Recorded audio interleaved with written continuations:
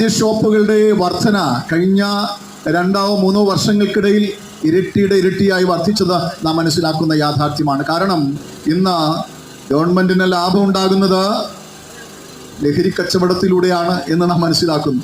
അതിലൂടെ ഭരണം നയിക്കുന്ന പ്രിയപ്പെട്ടവർ അത് ഏറ്റവും അധികം വർദ്ധിപ്പിക്കുവാനായിട്ടുള്ള പരിശ്രമത്തിലാണ് എന്നതും നാം മനസ്സിലാക്കുന്ന യാഥാർത്ഥ്യമാണ്. അത് സുലഭമായി ലഭ്യമാകുവാൻ നമ്മുടെ സ്കൂളുകളും കോളേജുകളും നമ്മുടെ ചേരി പ്രദേശങ്ങളും അതിനുള്ള വിളനിലമായി മാറുന്നു എന്നത് വേദനിപ്പിക്കുന്ന വസ്തുതയാണ്. ഇങ്ങനെ മദ്യശാലകൾ യഥേഷ്ടം തുറന്നു കൊടുക്കുന്നതിലൂടെ ഒരു തലമുറയെ തന്നെ നശിപ്പിക്കുന്നതായി നമുക്ക് മനസ്സിലാക്കുവാനായിട്ട് കഴിയും. എന്തുകൊണ്ട് ഇതിലേക്ക് നമ്മുടെ സമൂഹം അടിപ്പെടും? അച്ഛൻ വരുന്ന ഇടവക നമ്മൾ മനസ്സിലാക്കുന്ന ചെമ്പൂര് ഇടവക, അവിടെ ഒരു വലിയൊരു സ്കൂളുണ്ട്. നമുക്ക് ഒരു വർഷം ഞാനും ആ പള്ളിയിൽ അച്ഛനായിരുന്നു. ആ സമയം ആ സ്കൂളിൻ്റെ ലോക്കൽ മാനേജറായിരുന്നു ഞാൻ ഓർക്കുന്നു. ഒരിക്കൽ ഇങ്ങനെ